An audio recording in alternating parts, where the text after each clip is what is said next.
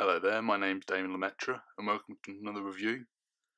This review is on Donald and Douglas, the Bachmann Scottish twins.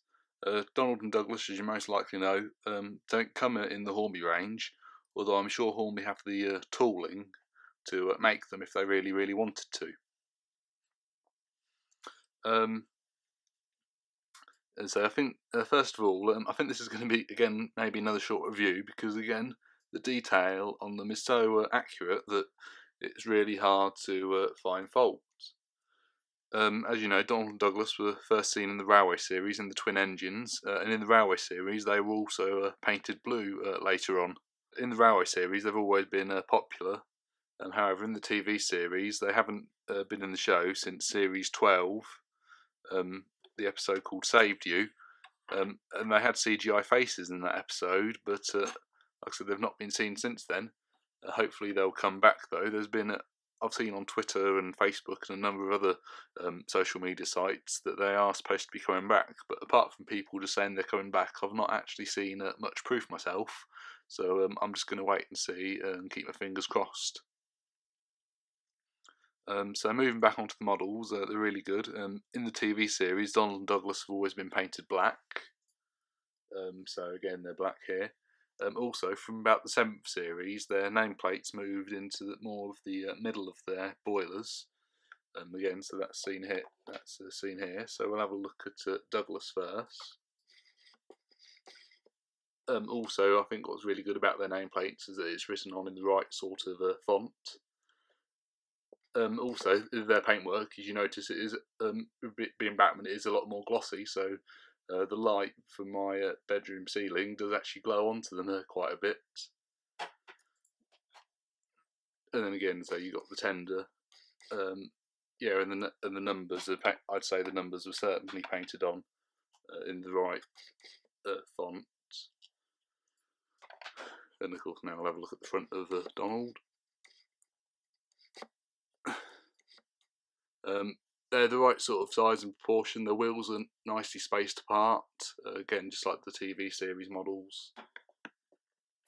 Bachmann's aim, of course, was to make them as close to the TV series as possible.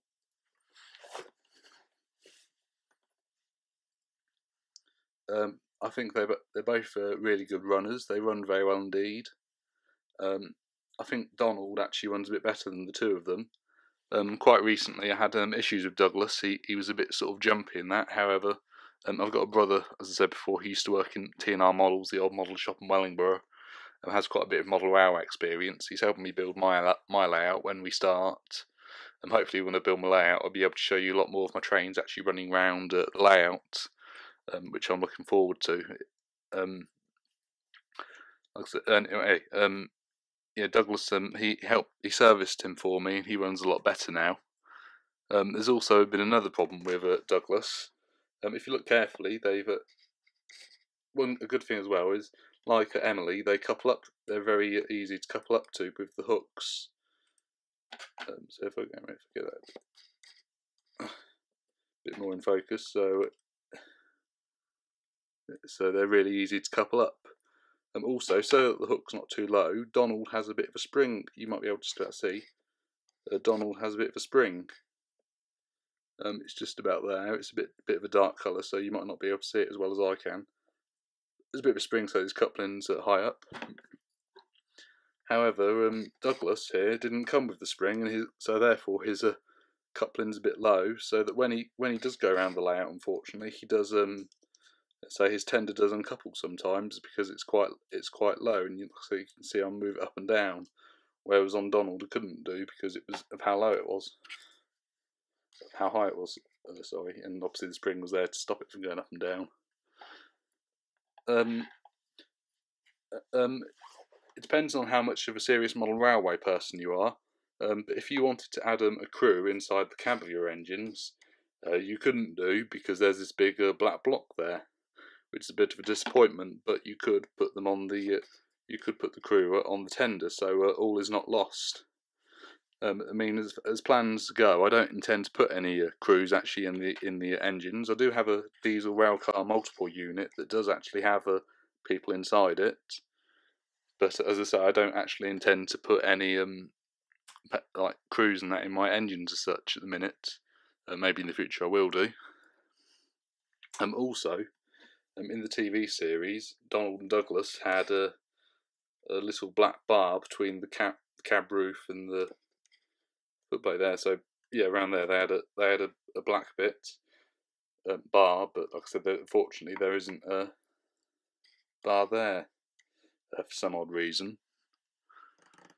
So there's only really two things I'd say on the models that are missing. Also, as well, being a Bachmann, they have moving eyes, and so they have the moving eyes, and also unlike the Bachmann Bakerloo, there's no gaps between them. I think the faces are really good. It captures their again their TV series sort of faces, and like the Hornby Bill and Ben, if you look carefully, I mean apart from a bit of a difference in eyebrows, they both more or less have the same faces as each other. Like I said, but the only difference is the eyebrows. Once again, packaging wise, we've got Douglas here. The packaging's not 100% perfect, and like I said, unfortunately you do have to destroy the box, but I've managed to cut round it so that it's a bit more safe.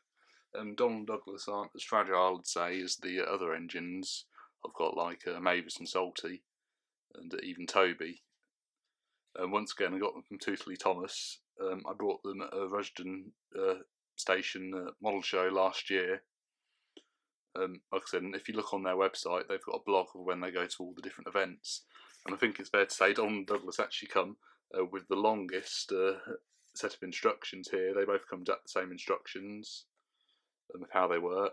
So unlike the Bachmann Bakerloo, who didn't come with any instructions, so again that's a real plus. Donald and Douglas in Thomas Tank Engine TV series are definitely one of my favourite characters, and like I said, it'd be really good if they did come back. Overall, I think they're very, very good models. Like I said, Hornby don't make them, so there's nothing really to compare them to. Like I said, I think they're good models, and I think quite easily and quite happily, again, I would give them both a 10 out of 10. I think they are really good, well-detailed models. As you know, Donald Douglas once had to help Thomas when he crashed into the station master's house, and when he got stuck in the snow. And